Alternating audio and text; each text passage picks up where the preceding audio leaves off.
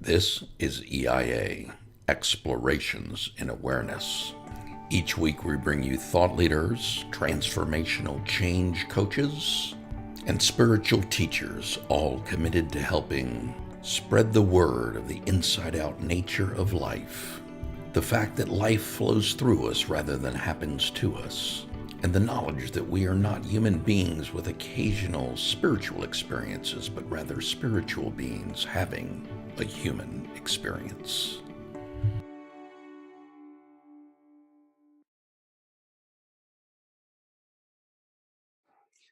Welcome. Today we're in for a real treat. I've got my friend and mentor, Randy Preiser, on the podcast with us today. Randy, for those of you who don't know him, is a well-known corporate consultant and coach. He's worked with some of the biggest Fortune 500 companies on the planet. He's worked with government organizations. He's worked with small institutions to help them work more cohesively as a team and deliver their message in a way that is more easily received by both their employees and their audience, their clients. Randy's also got a private practice where he works with individuals, helping them get a clear understanding of the inside out nature of our existence, of our life. And he's also known as the former head of one of the largest coaching organizations on the planet, IPAC. During his leadership there, they trained over 6,000 ICF coaches. And today he is still a coach of coaches. And personally, when I get stuck, he is my go-to coach and mentor to help me really get beyond the things that are showing up in my life. So, Randy, welcome to the podcast. Thanks, Bobby. Thank you for inviting me. This is a lot of fun already. We haven't even started. I'm excited to have you here. Thanks. And I'd like to start I know your background and everything that you've been through on your journey to get you to where you are today. And I suspect that would be fascinating for the listeners. So can you give us a brief overview of some of the things that you've explored, some of the things that you've seen in the work that you do and in the different roles that you've had over the years? Thanks. Yeah. Maybe 30 years ago when I started consulting or coaching, helping people to become more successful or organizations more successful, I learned a lot from just being in business. I was always in business for myself since I was a kid, and I learned different ways of succeeding. My parents both were entrepreneurs, and the reading material. I read a lot of the Think and Grow Rich and Think Big by Schwartz and David Schultz and Schwartz, his name was. Just so much of that Napoleon Hill and power of positive thinking. And my father was into hypnosis, and I got into hypnosis. And my mother was a very positive person, a very successful businesswoman. And I sort of grew up in that kind of environment, culture. Our family sort of believed in the power of ourself, and it was or of the mind, and of these kinds of things. So it sort of came natural to me, I guess, and I was inclined in that way. So I went after success in life, and in my world at that time when I was younger, success meant to me to be successful in business and be a good sports figure, win and Right. just all the things that we normally think of Right. in our Western society is what success is: status, money, and those kinds of things. And I went after it. I went after all my business endeavors. I wanted to become rich, and powerful and influential. And I did. I reached a modicum of success in business. I was one of the youngest presidents of an insurance company at a young age, maybe 29, a national insurance company. I had a company on the New York Stock Exchange. I had 12, 1,500 people working for me at 28 years old. Um, and I was involved in innovation as far as a CEO in different organizations. And I did fairly well, I would think, but I wasn't too happy about it. I was a pretty unhappy guy, constantly searching for, love in all the wrong places. And I got into spiritual things, and yoga and meditation, and a general seeker in the 60s and 70s of, hallucinogenics, biofeedback, and everything there was to find out what was going on. And I remember the worst day of my life. I might have been 27, 26, something like that. And I knew something was wrong in my life. I was not happy and perplexed. And I remember I was in LA at the time, and I was going door to door looking for a psychiatrist because I knew something was wrong with me, and I couldn't figure out, you know, what was going on, and I figured maybe a psychiatrist could help. And unfortunately, I couldn't get an appointment. I couldn't get arrested, so to speak. I could get arrested, and I think I did get arrested, but it didn't help. Um, and I met this woman who sort of pointed the direction was in here. This whole thing. Look inside. Where do you? How do you? What do you look for inside? What does that mean? Look within. I didn't know what it really meant. But something happened, something occurred where I realized that the things that I was believing would bring me success, or if I was that kind of person when I got there, then I would be happy. I came to the understanding that is not it. Right. Yeah, there's nothing outside of me that was going to do it. It was something I had to discover or experience. Um, that was the answer. And as time went on, I began to be searching for how do you find peace of mind, because I came upon that conclusion. If you had peace of mind, then you're successful. And of course, I went on the pursuit of peace of mind through religion and spirituality and all these things. And I kept searching, and I came. It dawned on me after a while that getting there or dying and then going to heaven or coming to nirvana, through meditation. I'll meditate hours and hours and hours. Then I would get it eventually. I was still living in the future. And Right. everything I was doing in the present was a conduit, so to speak, to get me to the future so I can get there, so I can be here. So it was insanity. So I was under the impression I had to do something, meditate, yoga, biofeedback, hallucinogenics, become a yogi, I don't know, in order to have something, the state of mind or the reality or the set of circumstances and conditions, in order to be who I wanted to be, happy or fulfilled or satisfied or at peace at mind. And so I had to do, have, be. Right. And Which is not the model, is it?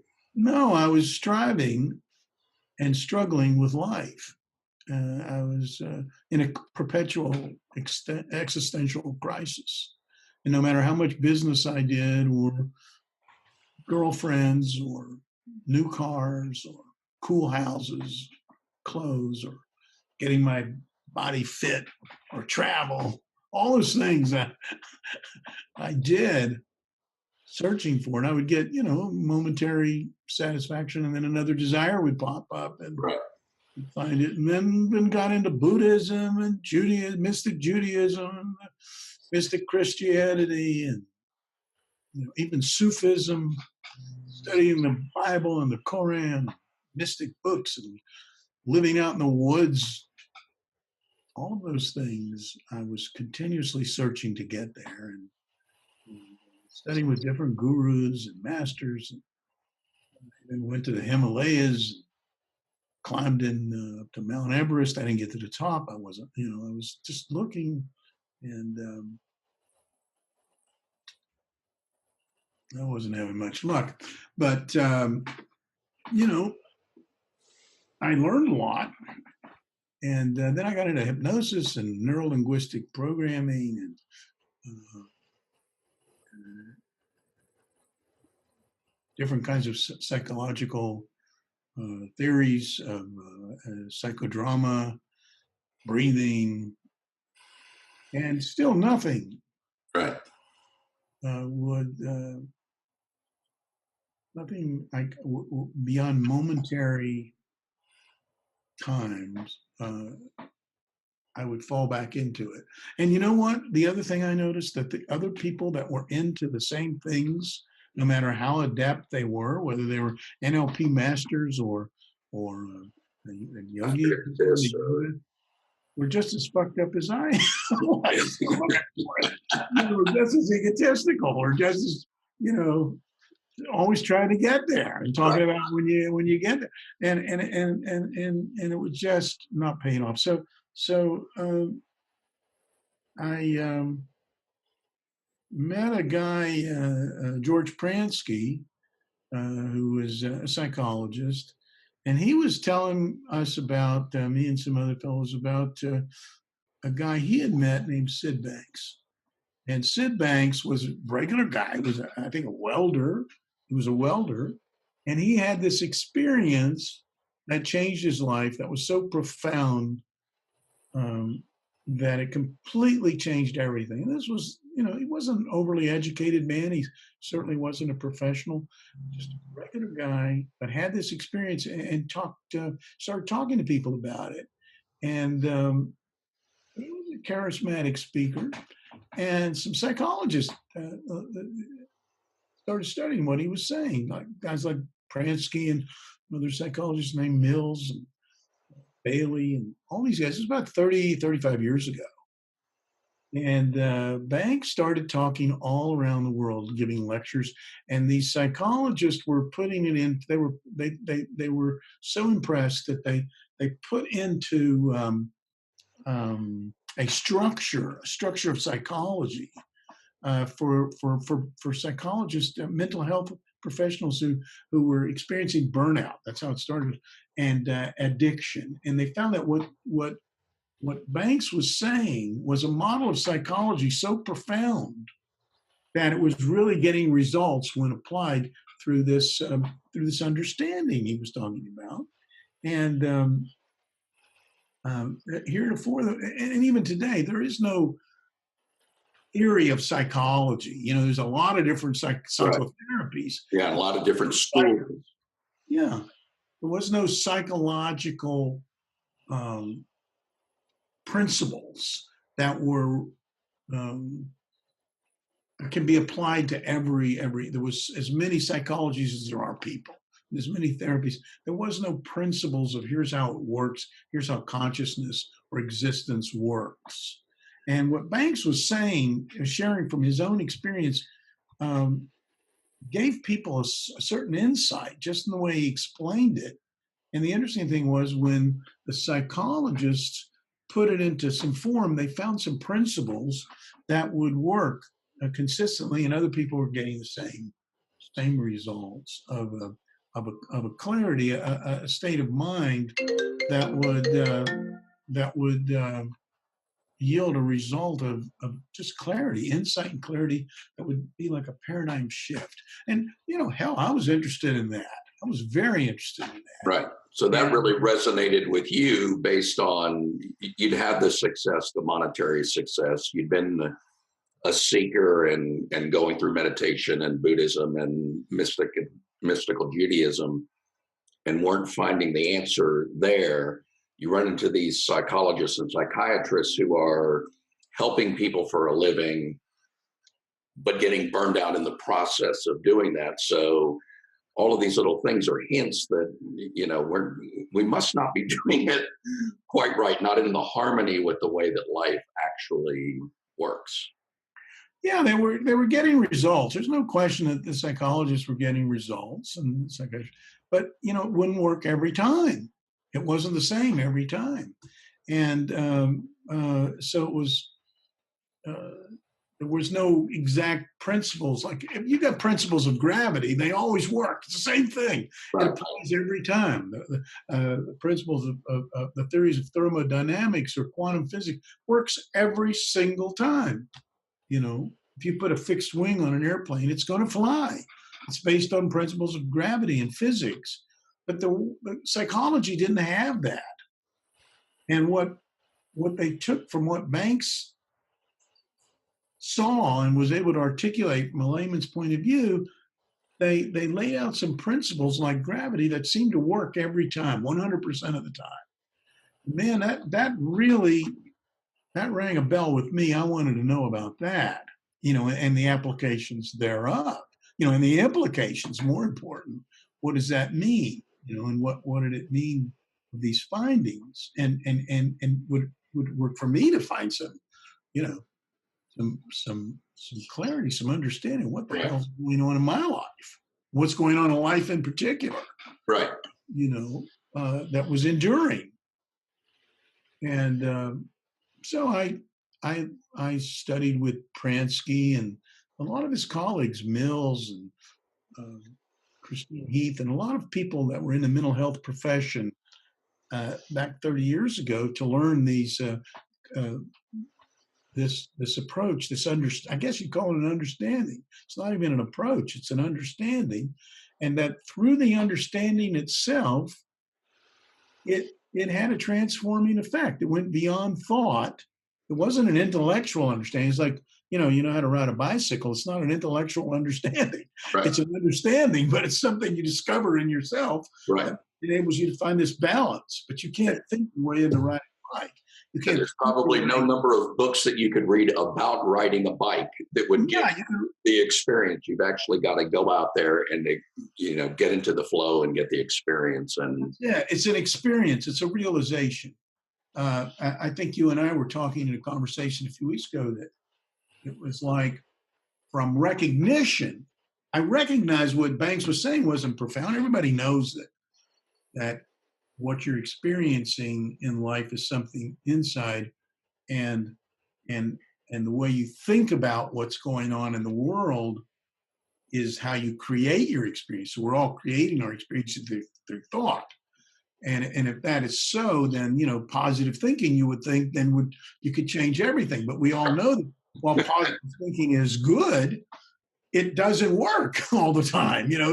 When shit starts to happen, you can positive think all you want, and it's still you're feeling,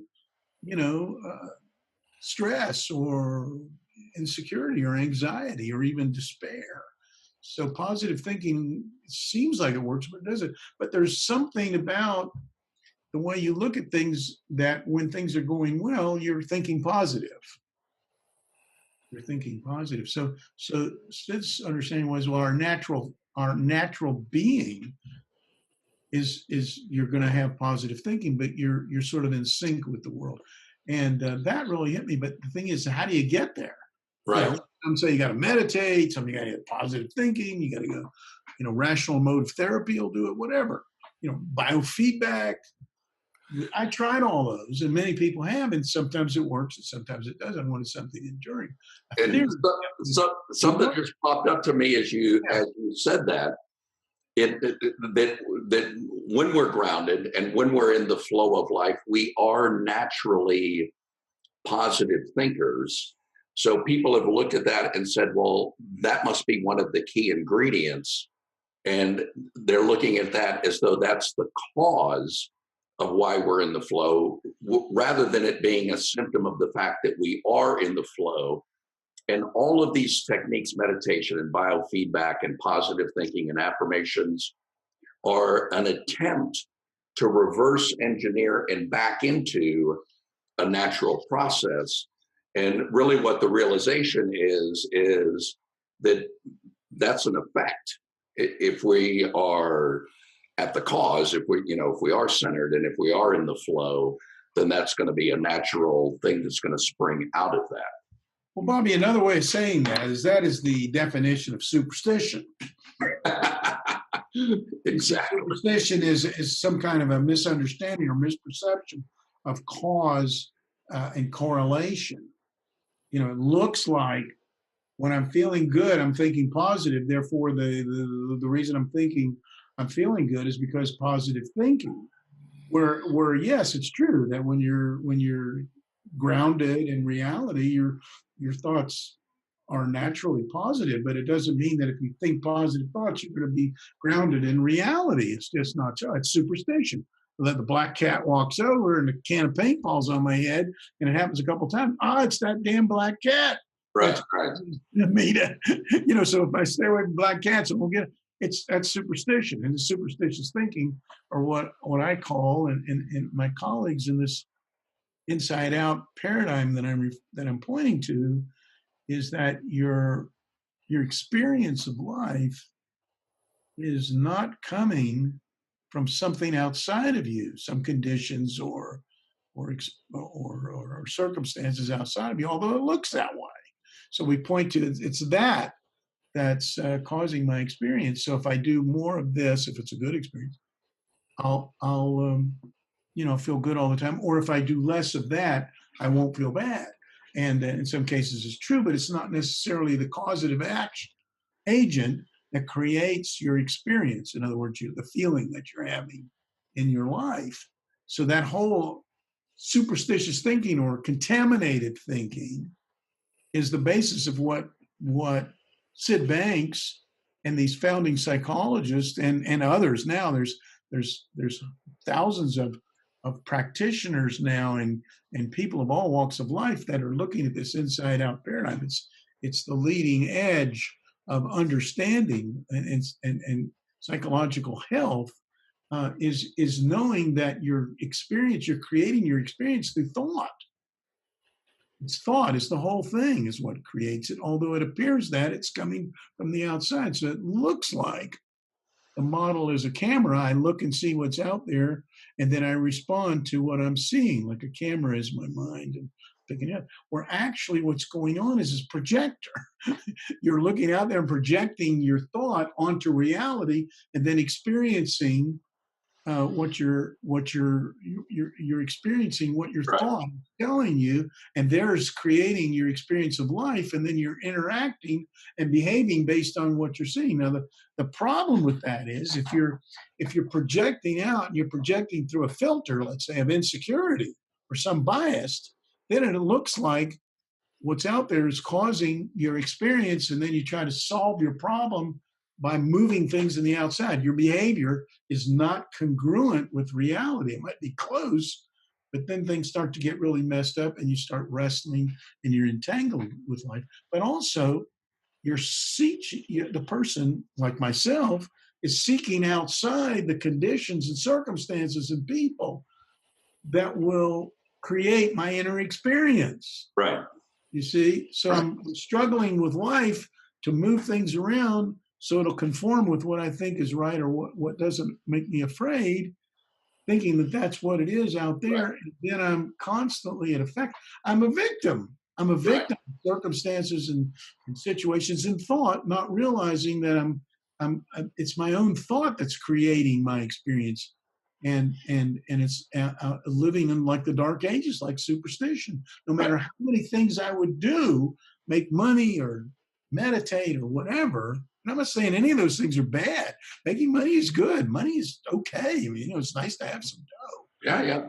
And meditation, being in a state of meditation, is wonderful. You're sort of, you know, calm and connected with everything. But those actions unto themselves is not going to bring you the thing. It's you that's already naturally, if you just leave yourself alone, you come to balance, you naturally are experiencing um, a sense of well-being. Yeah. Not only that, you're seeing clearly what's present, and your behavior is most effective towards bringing about the most desirable results for all concerned.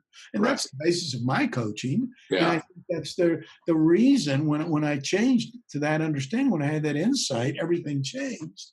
And as a result, I've experienced this successful practice, whether it be corporate or working with the individuals, which I sort of enjoying I'm emphasizing that more now. People with existential things, existential meaning their existence in this world, and how do you make decisions or how do you make life given your existence, and how do you experience That more something fully. that's valid, that works for you. And this inside out is the key to that. If you're Yeah. trying to find it outside of yourself, you'll never know. 100% of the time, you're going to be seeing an illusion of some sort. Right. You're caught up in your thinking. But once you can understand that, you can get past thought. Not to say that thought is bad. Thought is good. Thought serves us. We're creative. We think up all kinds of things, but we're thinking all the time. And if you're in a place of, let's say, despair or angst, you're up in the future somewhere, or somewhere in the past. You're despairing. Right. And those are the goggles now. From that state of angst, you've got angst colored goggles on. So everything looks like Looks that. that way, right? It looks like everything is turning to shit, or you don't know what you need to know in order for it to be good. And when you get there, then it'll be good. So you're chasing after something you've fabricated in the future. So you're after the future thing so you can feel good, not knowing that you're already good, but you don't think that you are. Right. So it's caught up in your thinking. You see, so it's the misunderstanding of the function of thought and the source of where your experience is coming from. But what happens is when you come to that understanding, and I'm not talking about intellectual, that's the recognition. But when you Right. come to the realization, from recognition to realization, that's the difference between knowing, intellectually how to ride the bike and actually getting on the bike and finding the balance and really doing it. That's the realization. Recognition is you can ride a bike. You can do that. But when you get on it, just knowing that enough isn't going to make you ride. Right. The realization of that is discovering that inner balance, and then you can ride, and it keeps getting better and better and better. Yeah. And it's the same thing with this understanding. The recognition is, yeah, I get it. I understand how it works. But The realization is where we get the phrase that you never forget how to ride a bike, because right. it's embodied, and it's almost like it's become a part of who we are. I like let me just share an analogy that I like about what you're talking about, of the commuter. Somebody who commutes the same road to work every day in the same traffic, leads pretty much at the same time, and has that same experience. One day, maybe going to work and be on the verge of road rage, ready to pull the handgun out of the glove compartment and shoot the tire out of the guy that cut him off. A week later, or even the next day, could be experiencing the same commute at the same time, in the same traffic, on the same road, in the same car, but just be in a really comfortable, yummy space, listening to music, lost in thought, listening to a book on tape, and be completely unaware of the traffic and driving and in the moment and heading off to work or wherever it is that they're going, but just feeling this deep level of comfort and relaxation and really enjoying life to the fullest.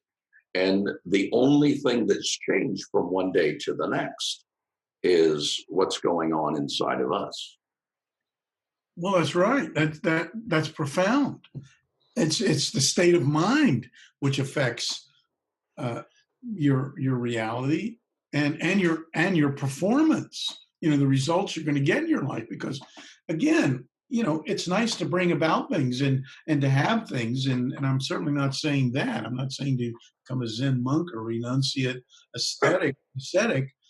Sure, you want success. The companies that hire me and the people that retain me want success. They want to bring about some result. It's desirable. The question is what do they really want? And getting clear on that.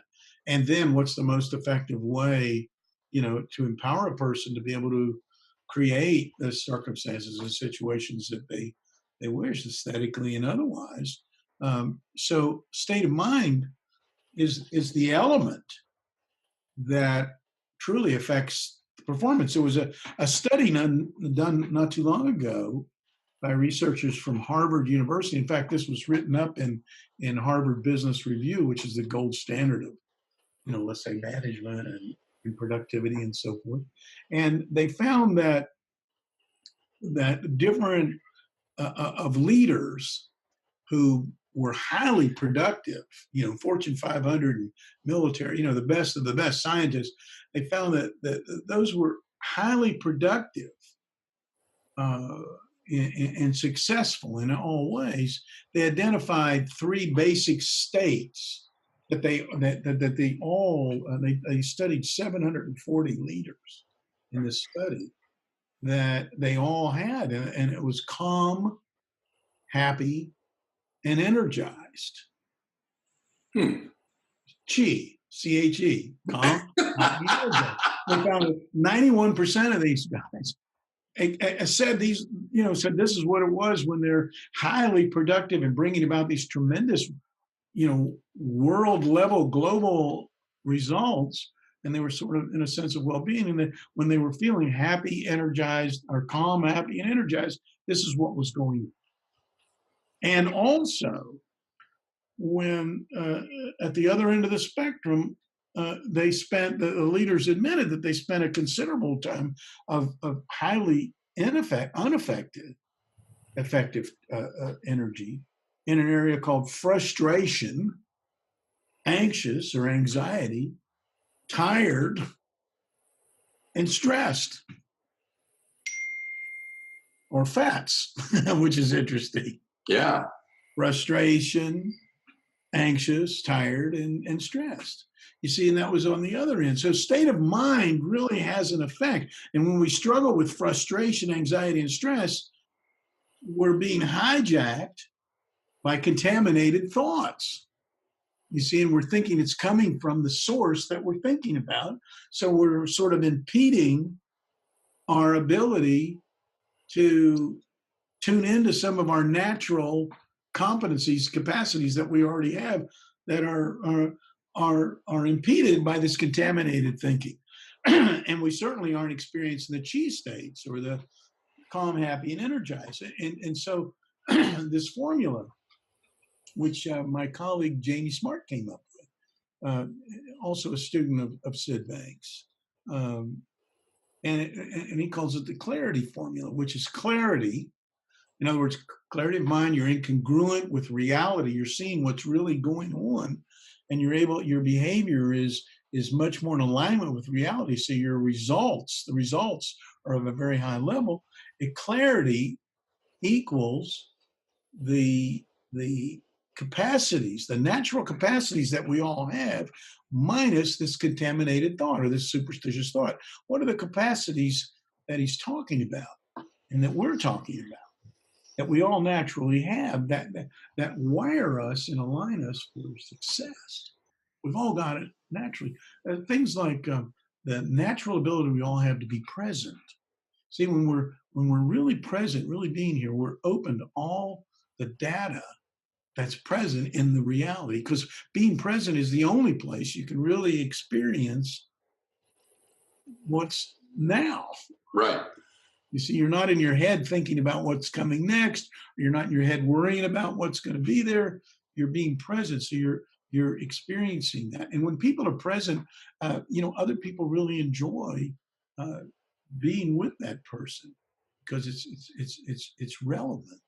Another capacity we have is the capacity to be authentic, because when we're authentically ourselves, we're calm, we're confident, we're responsive, and we're certainly again more open to creativity. And creativity is another capacity we have. These kind of things you don't have to develop. You don't have to go to a school or a seminar to learn them. You're automatically created by being a human being. You're automatically present. Kids don't have to learn how to be present. We lose that somewhere now. You don't have to learn to be authentically you. Right. And nor do we have to learn to be creative. And creativity is a tremendous power that we have. One of the original equipment that was designed in by the manufacturer. It's in the box. It comes with every human being. Another one is resilience. So we learn through failing, but we keep getting up and learning and becoming stronger and stronger and stronger. Like Nietzsche said, he said, well, it doesn't kill me, it makes me stronger. You see, so we have this amazing resilience. You don't have to learn resilience. Every kid has resilience. They fall down, you cry a little bit, and you get up, and you're back. You see, and another one is the ability to connect with other human beings. What a wonderful gift that we can truthfully and honestly connect and share what's true, what's so for us. That's a human quality that we all have. You and I are enjoying it right now in this conversation. Yeah, totally. Really connect without being duplicitous or pretentious, but just to be here and exchange information and exchange being human. That's a very powerful thing. That wires you, that enables you to succeed. Another capacity that we have that's perfectly natural, but gives us everything you need to succeed in this world, succeed in every meaningful way, including prosperity, but succeed in every meaningful way, is the intuition that we have. We all have this intuitive quality. It tells us when danger is there or when something's good. It's beyond intellect. We all have that. And we all have an inner GPS system, a sort of a guidance system that gets us where we need to go. And if we're going in the wrong way, it'll turn us around and give us feedback, get feedback and learn. It's there. It's always been there, and it gets us to where we are, and to learn in life and to have life. It's always there. Right. You see. And lastly, the ability to get insight from things. Insight is a deeper knowing than intellectual information. We don't need more information.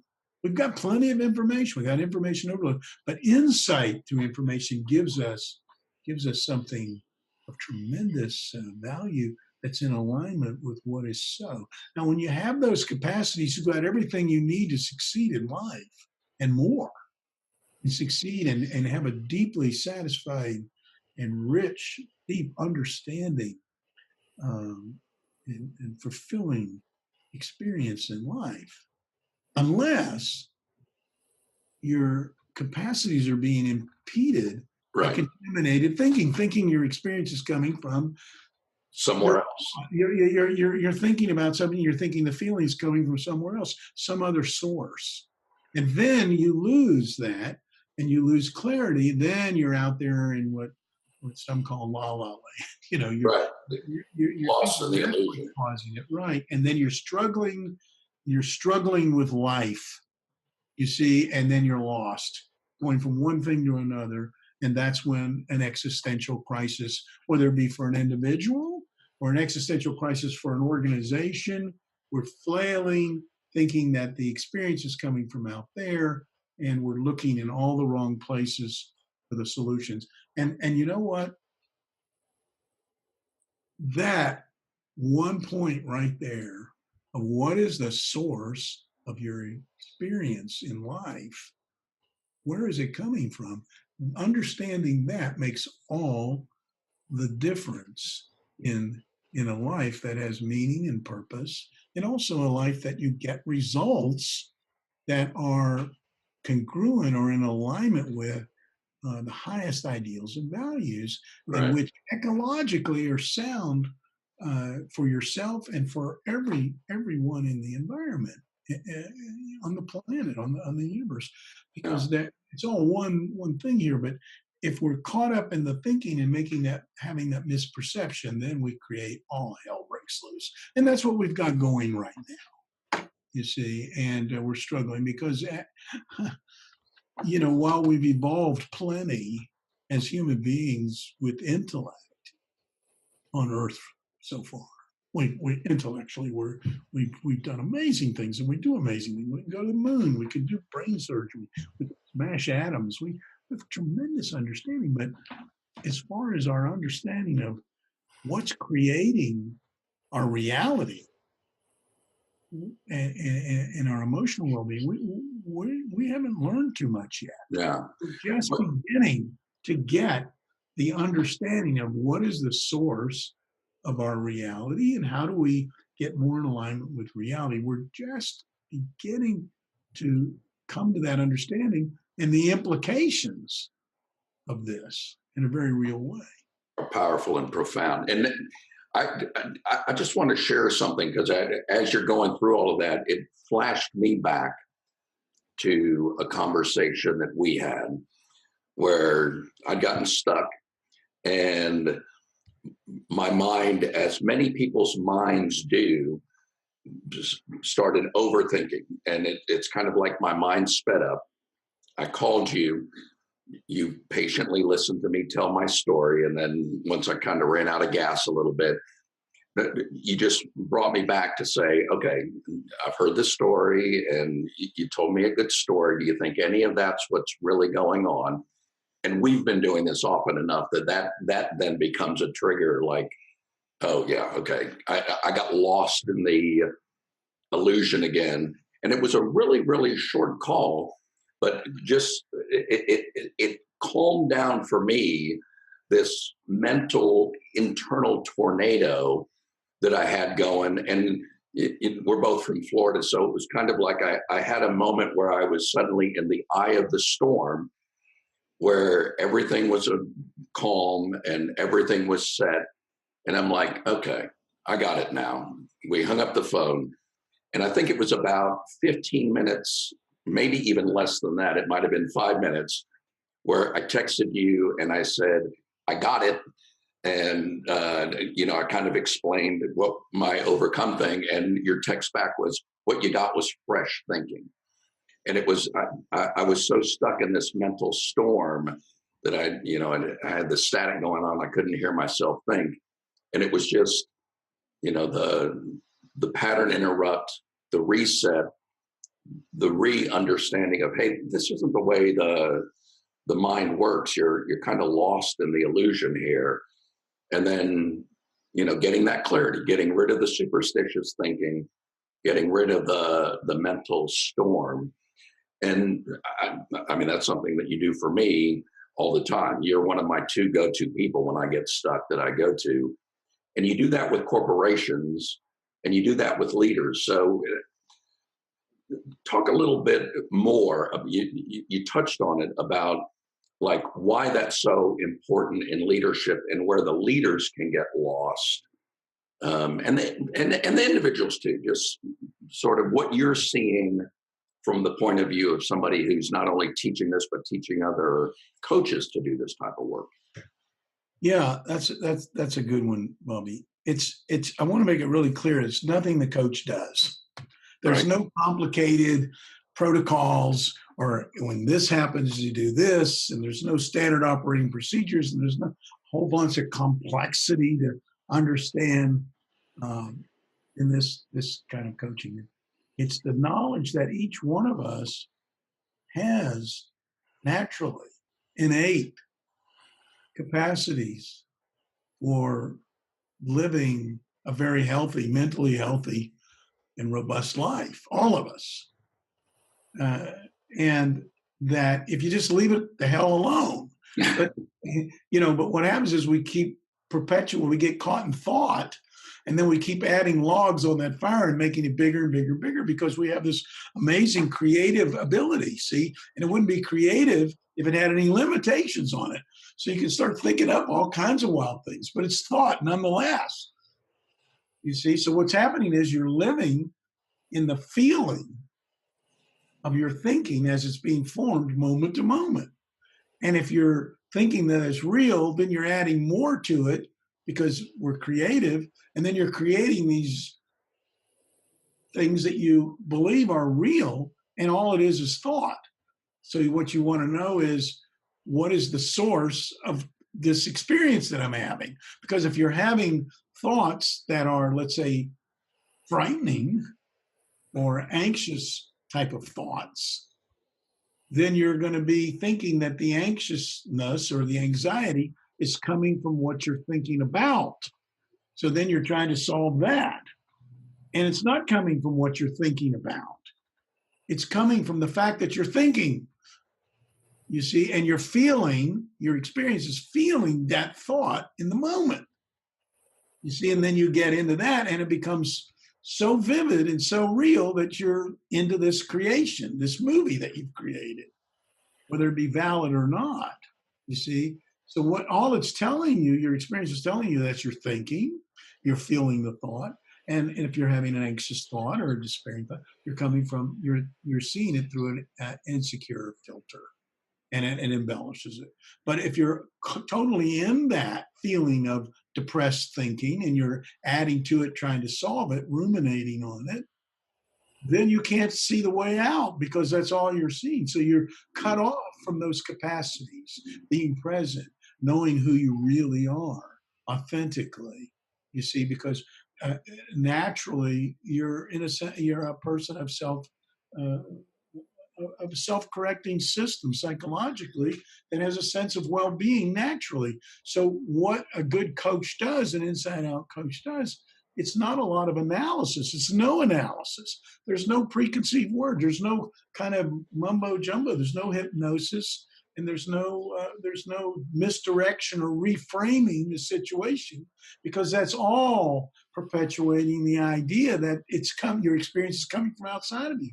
No, what the coach does is point you in the direction. Where is the source of your experience coming from? Right.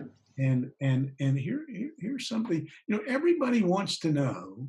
Most people would not want to know then, well, how do I stop thinking thought that's undesirable or unnecessary or uncomfortable? That's what I want to accomplish. That's what I wanted to accomplish for all those years.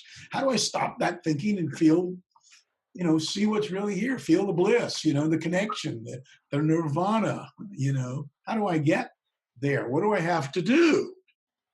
And anything I try, it doesn't happen.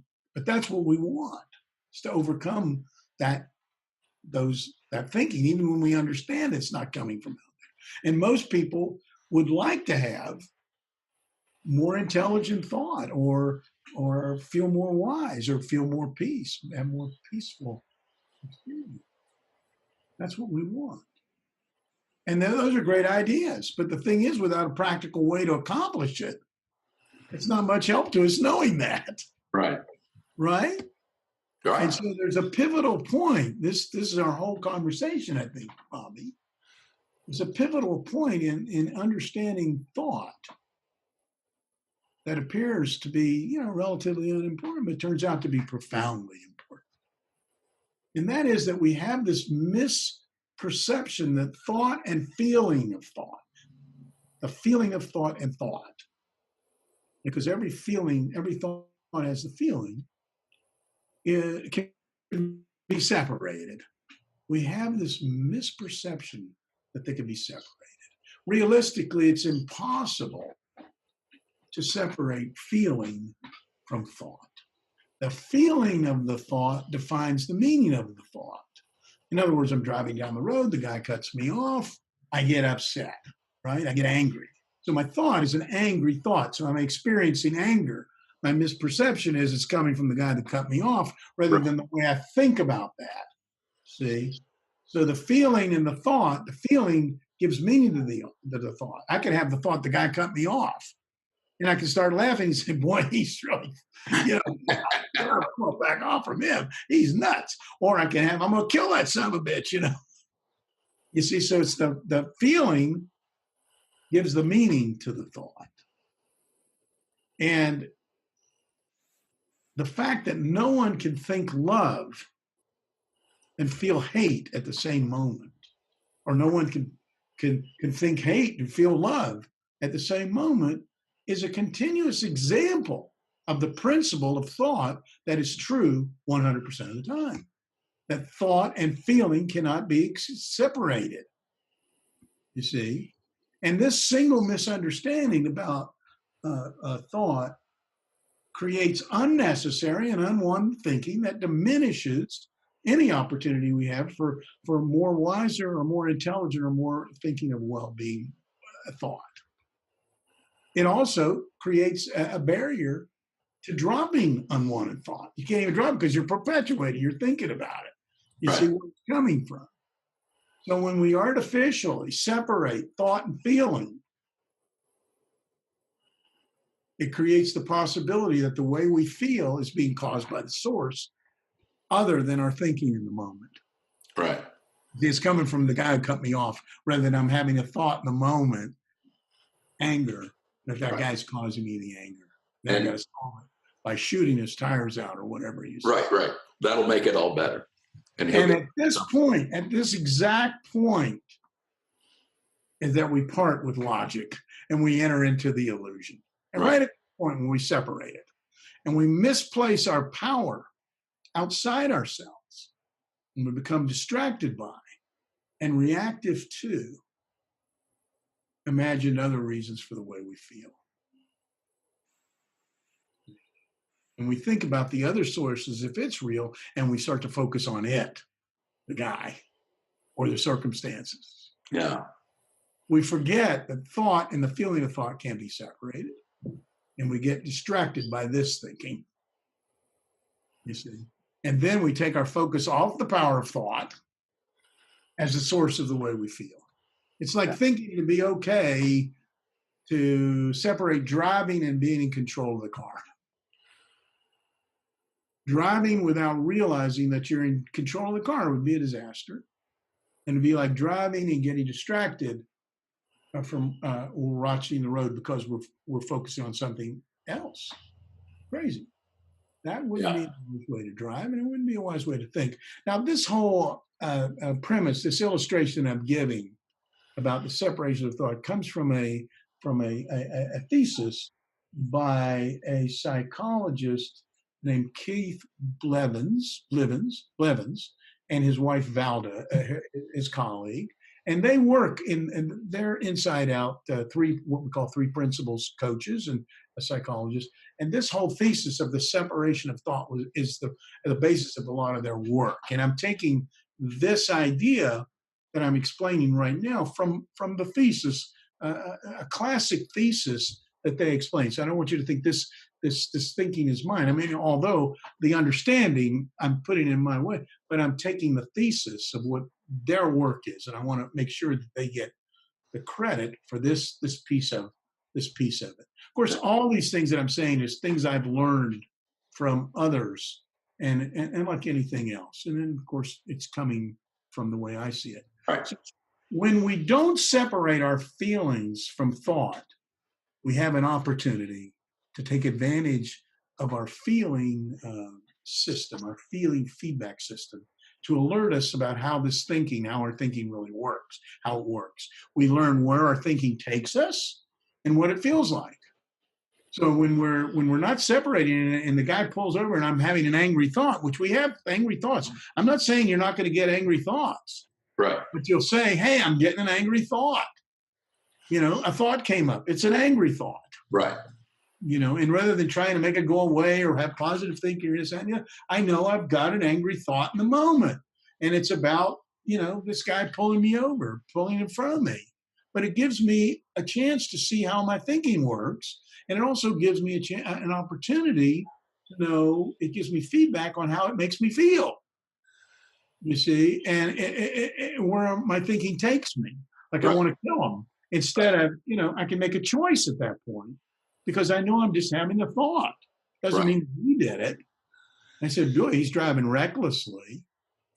But I'm saying, boy, I'm getting pissed about that. Right. Versus I've lost it and I'm in that feeling and thinking it's coming from him. Right. That's a big distinction. And there's a lot of implication to that. So we can intelligently embrace some. See, when you're at that point, Bobby, you can intelligently embrace some thinking and drop other thinking.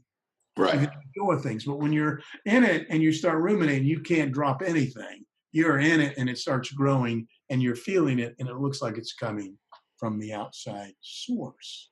Okay, I think I get that. Let me just kind of tell you what my understanding is, and you Yeah. see if I've got it or if I've missed it a little bit.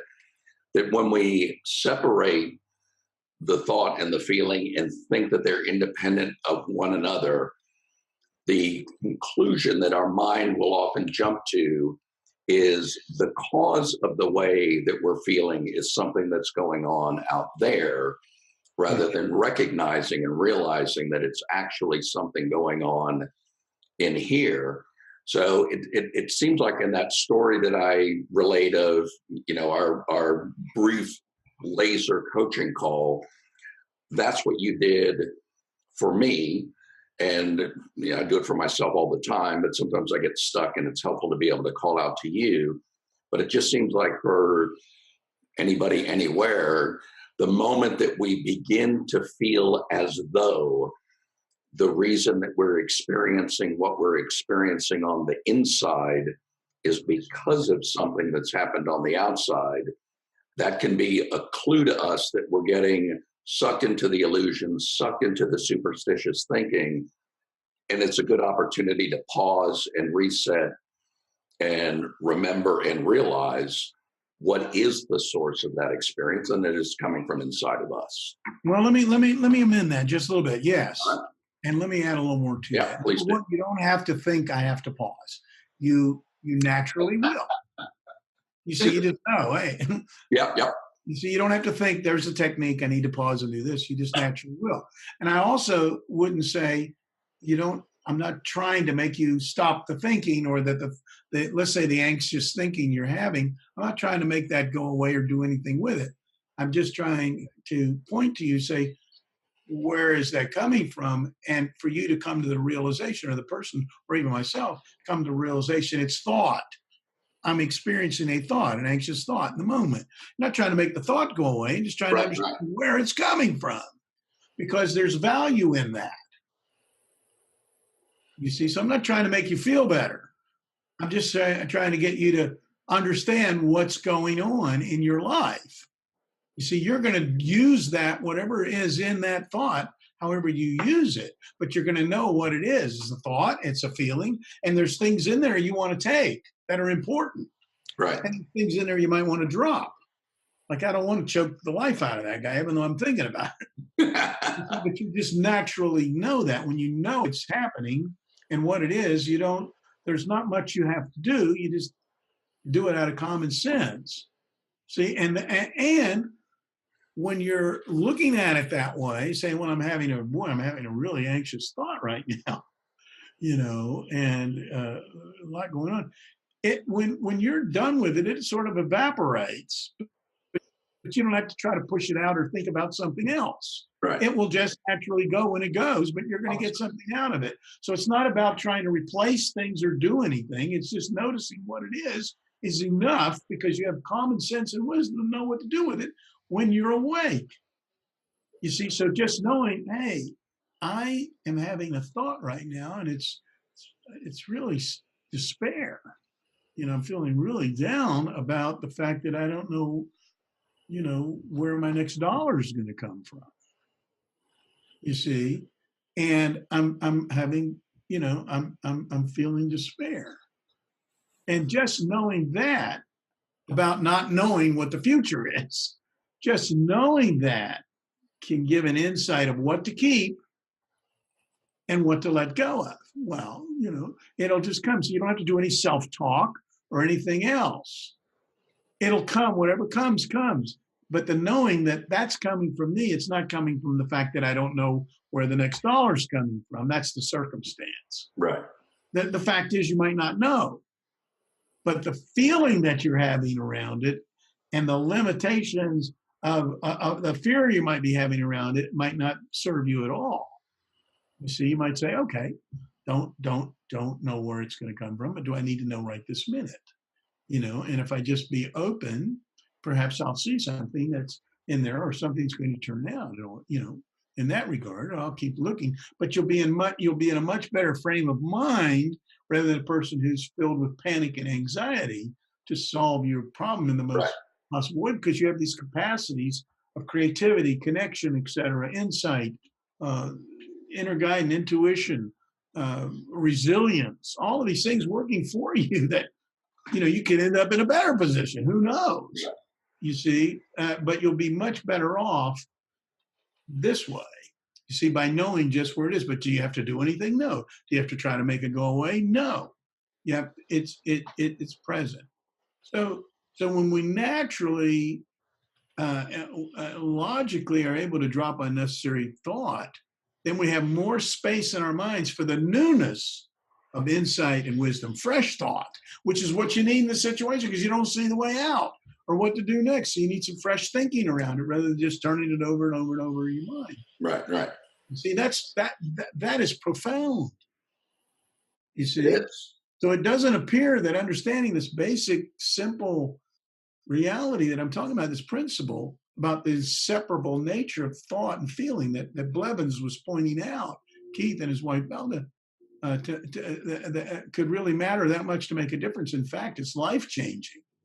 You see, and I could certainly testify to that because not only in my own life, but in the life of my clients, whether they be the private practice or large business corporations, when that insight comes, then we're seeing corporations that are becoming much more creative and innovative and disruptive and more customer centric and continuously learning, continuously improving, and feeling collectively a sense of well-being and cohesion in their teams and better connection and communication with themselves and their clients or their customers.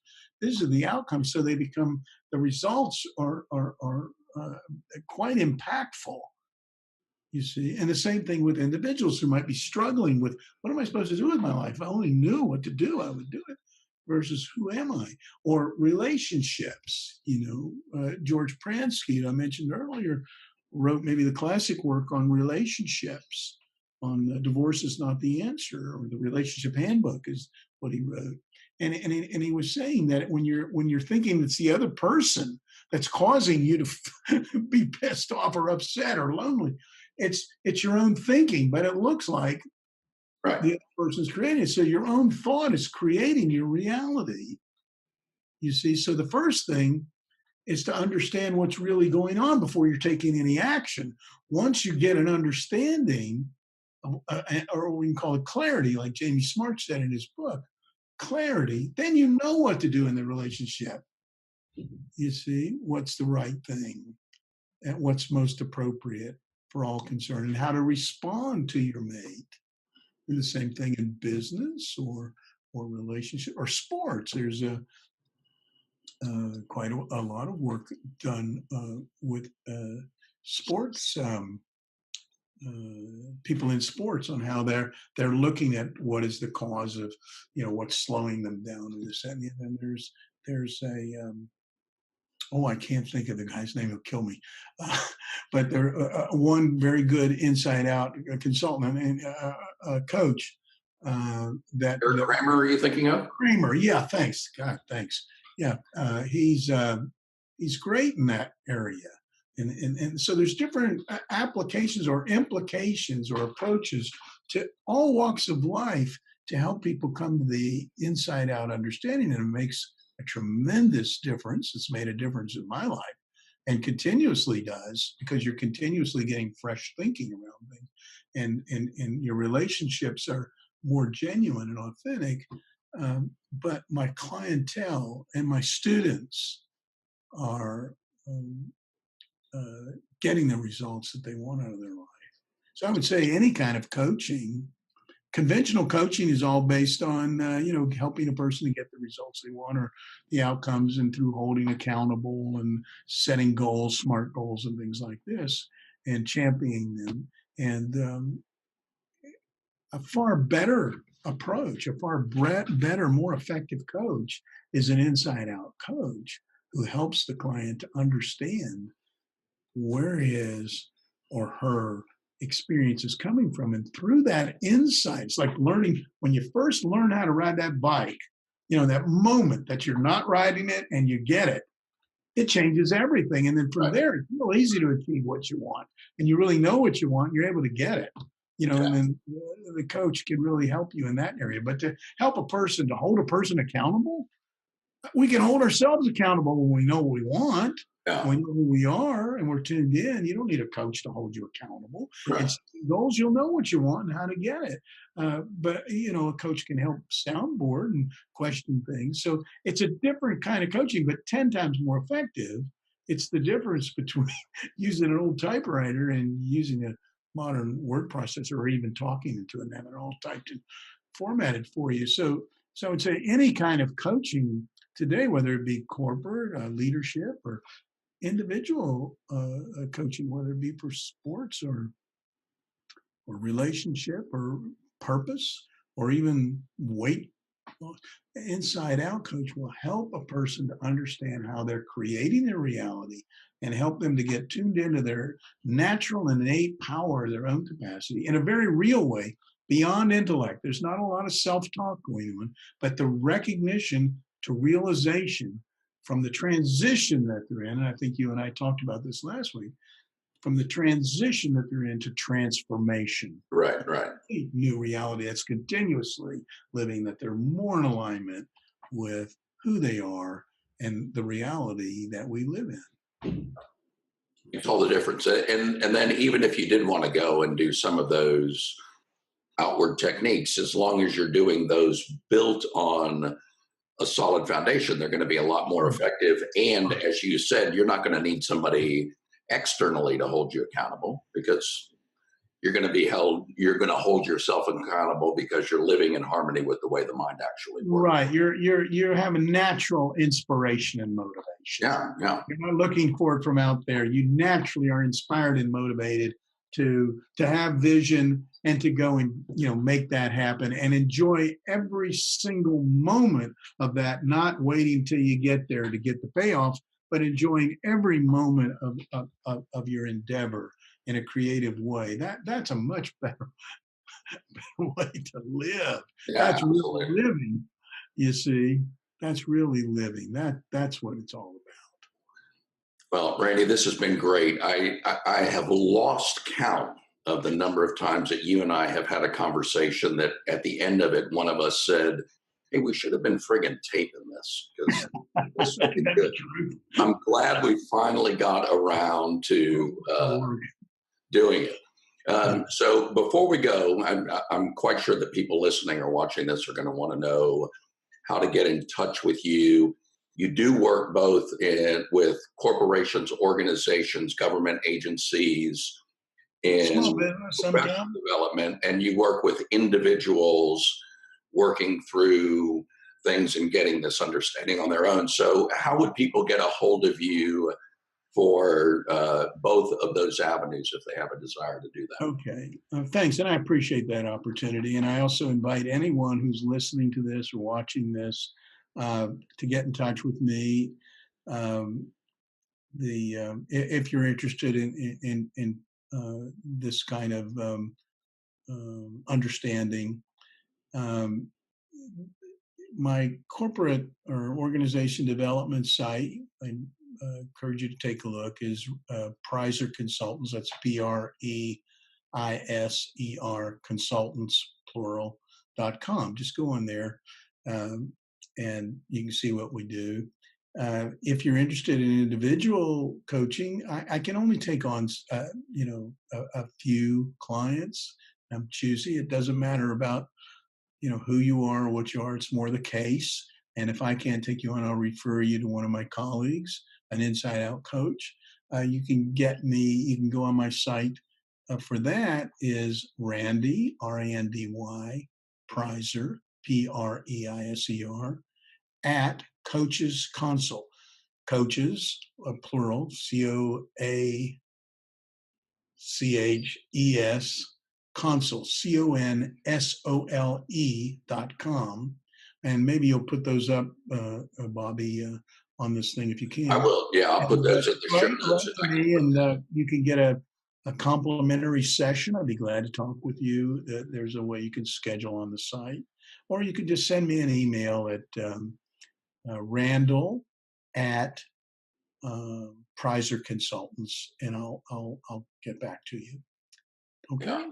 Love One to of the work things with you. that I like that you've done that I've adopted in my own coaching as well is that all of your relationships begin with a conversation, because I know one of the things that's important to you, as you said, you're busy and you can't take on everybody, and you're more interested in the case.